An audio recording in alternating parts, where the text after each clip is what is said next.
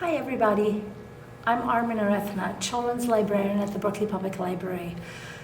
And like many of you, I was saddened to hear the news about Beverly Cleary a few days ago.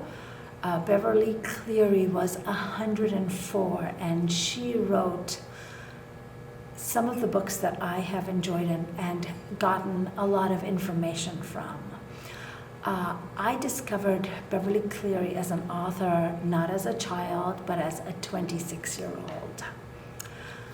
I grew up in Mumbai, India, when it was still called Bombay, and at that time I did not have this wonderful range of children's books that we have today.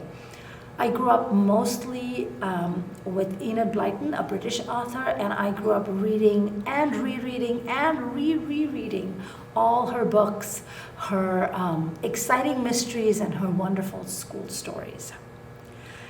It was not until I moved to North America and went to library school that I discovered my first Ramona book, and that classic gave me a magnificent look into the life and thoughts of a young American child. Beverly Cleary's books have a great way of taking the simple everyday events as seen through a child's eyes and making them humorous and relatable to other kids and adults. Reading these books helped me as an immigrant and as a children's librarian to find out more about children and culture in this land that was, at that time, still very new to me. I was very delighted to find out that Miss Cleary received her undergraduate degree at Cal, and that she had lived in Berkeley, and that she had been a children's librarian. Miss Cleary wrote close to 40 books. My favorites are The Mouse on the Motorcycle and Dear Mr. Henshaw, that talks about a very common problem for Lee when his lunch is being stolen at school. Thank you so much, Miss Cleary, for all your wonderful books, classics that will be continued to read, that will continue to be read by children and enjoyed.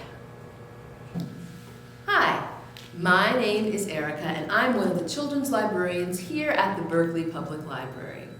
And one of my favorite Beverly Cleary books growing up was Ramona Quimby, age 8.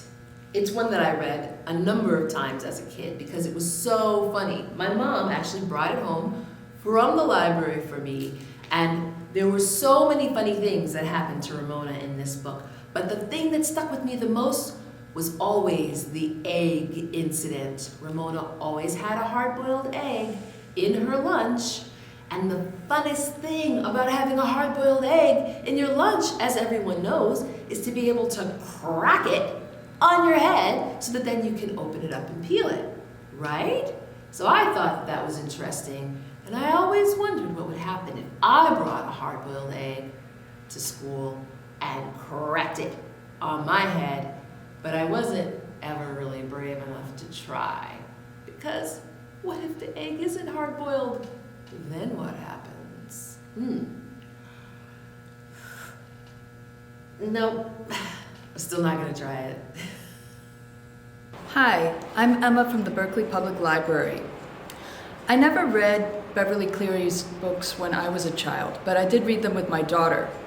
We started with Beezus and Ramona, and then gleefully devoured every other book that Beverly Cleary wrote about Ramona, and loved them all.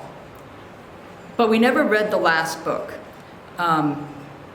We could never quite make it to that one. And it was always an option, you know, you want to read the last Ramona book? But nah, we never really felt like it. And years later, I asked my daughter why that was, and she said that she never wanted to come to the end of Ramona's stories. The Dawn's Early Light, Tommy Toes, and Susan's boing boing hair, and we wanted to keep that open. So I just think about the gift that Beverly Cleary gave us with her books, and I'm grateful. Rest in peace.